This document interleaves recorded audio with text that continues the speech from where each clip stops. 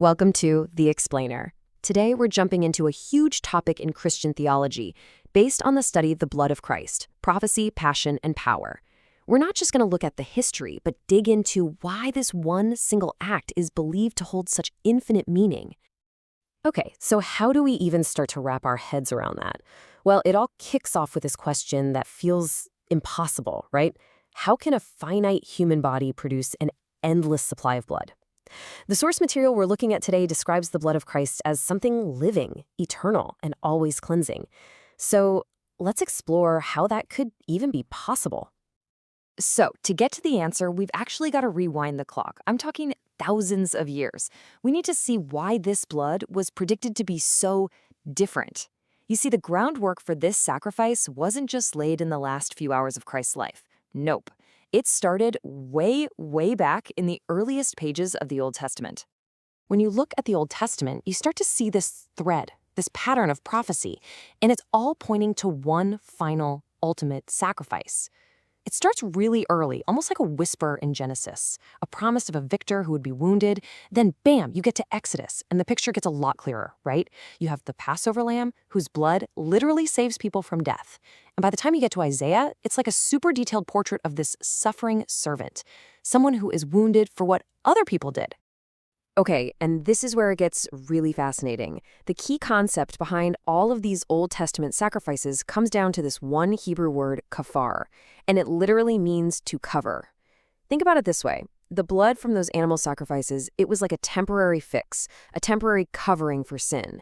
But it was always pointing to something bigger, a permanent solution that wouldn't just cover sin, but get rid of it completely. Now, this next point is absolutely crucial to the whole idea. Christian theology says that Christ's bloodline was different. Because of the virgin birth, it wasn't connected to what's called Adam's corrupted lineage. What does that mean? It means his blood was seen as perfect, unblemished, totally pure, which made it the only truly suitable sacrifice. Kind of like how those lambs for Passover had to be completely flawless.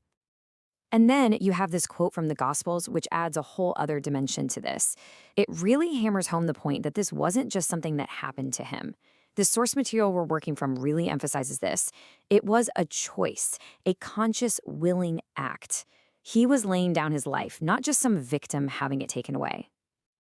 Okay, so let's shift gears now to the passion itself. We need to look at how this all builds and really focus on the purpose behind all the suffering. Because, to really get the value of the blood, you first have to understand the incredible physical cost of it being shed. All right, let's talk about the Roman scourging whip, the flagrum. And it was an absolutely horrific instrument. I mean, this was not just a whip. It was a device engineered for maximum damage. It had these leather straps, but they were weighted down with lead balls to cause these deep bruises. And even worse, they embedded sharp pieces of bone and metal hooks into the straps. The whole point was to literally latch onto and tear away flesh. We're talking about massive blood loss before we even got to the cross. And here's what's just mind-blowing. This is a direct fulfillment of prophecy. We're talking hundreds of years before the Romans even perfected this kind of brutal punishment. And Isaiah is writing these words. He's describing this willing submission to this exact agonizing ordeal. The historical parallel is just striking. So, this sacrifice, it happens in these brutal stages, and each one plays a part in this complete outpouring of blood. First, you have the scourging, tearing up his back and ribs. Then, the crown of thorns, piercing his scalp.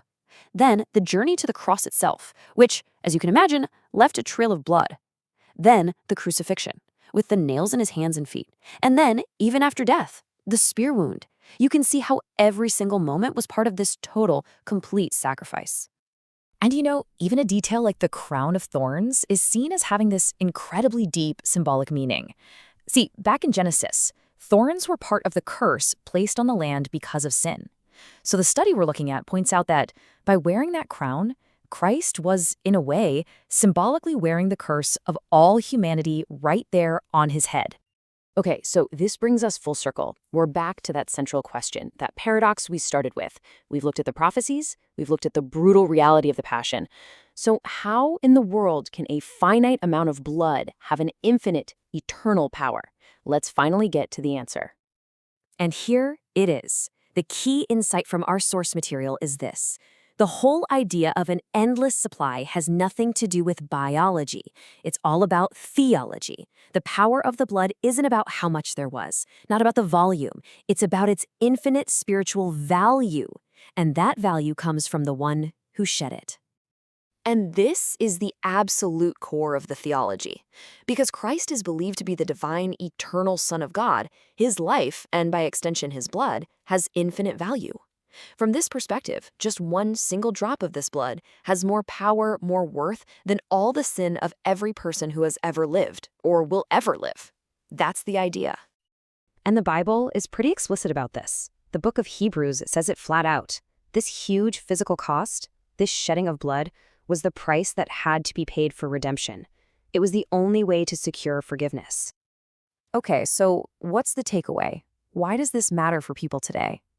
Well, according to the source, the power of this sacrifice isn't some historical event that's over and done with. It's an ongoing, living reality. It's seen as this continuous source of cleansing, the basis for being made right with God, a shield for protection, and the way to have a direct relationship with God for anyone who accepts it. So we're going to leave you with the same powerful question that the source material ends with. It's a thought that really wraps up the entire purpose of this infinite sacrifice. The idea that every single barrier between humanity and God was completely torn down by this one total, all-encompassing act of love.